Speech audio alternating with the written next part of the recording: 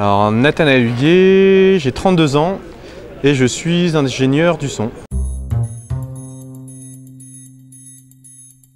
Alors, le terme ingénieur du son, c'est un terme un peu galvaudé, mais c'est un terme grand public, ça permet de comprendre un peu le métier qu'on fait. Il y a énormément de métiers dans l'ingénierie du son. Ça va d'assistant son à chef opérateur son. Tout dépend de ce qu'on fait effectivement dans ce métier-là. Alors c'est un métier dans lequel on ne s'ennuie jamais. Chaque fois qu'on se lève le matin, on ne sait jamais sur quoi on va tomber. Et on se remet toujours en question, on avance toujours, il y a toujours des formations dans lesquelles on peut faire pour apprendre des milliards d'autres choses. Et c'est un métier dans lequel on ne s'ennuie absolument pas.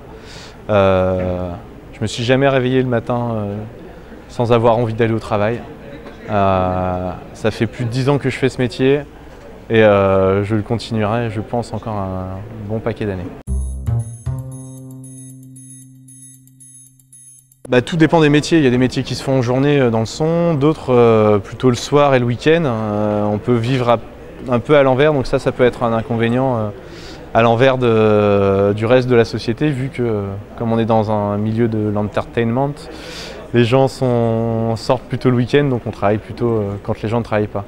Mais pas que, et il y a plein d'autres métiers dans ce métier d'ingénieur du son qui peut se faire sur des horaires classiques.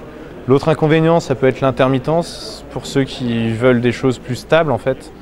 Mais on peut très bien faire ce métier aussi en CDI, dans des grosses structures ou des plus petites. Donc il a l'avantage de ses inconvénients et tout dépend du profil qu'on a en fait. À partir du moment où on y trouve son compte, c'est le principal. On va parler de l'intermittence par exemple. L'intermittence, un cachet de base, on sera autour des 110-120 pour la journée. Si vous êtes chef de poste, avec beaucoup de responsabilités et beaucoup de transpiration et de stress, vous pouvez talonner 400-500 € la journée. Donc, moi, mon parcours, c'est un BTS audiovisuel en 2 ans. Ces 2 années suffisent.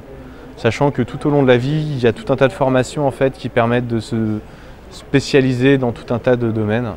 Donc ouais, ces formations sont très pertinentes et de très bon contenu, donc ça permet vraiment d'évoluer vraiment tout au long de sa vie. Donc,